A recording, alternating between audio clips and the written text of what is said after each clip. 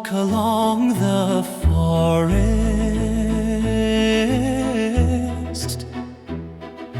it makes you admire and draws your eyes. People who come from far away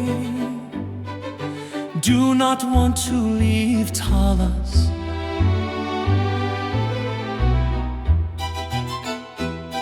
A land that spreads the light of blessing, a land where Kanake shed her tears, led by Khan Bakai and Koshoy, where the brave Manas once lived.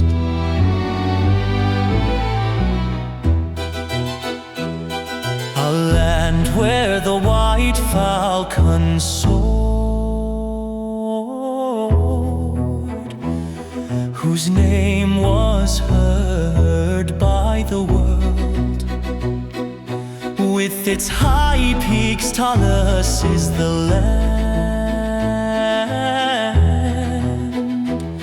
where Cholpon Bey and Chingiz were born.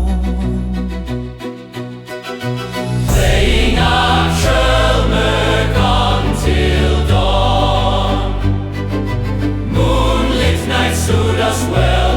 No matter how much I laugh and play, my longing for Talas is never satisfied.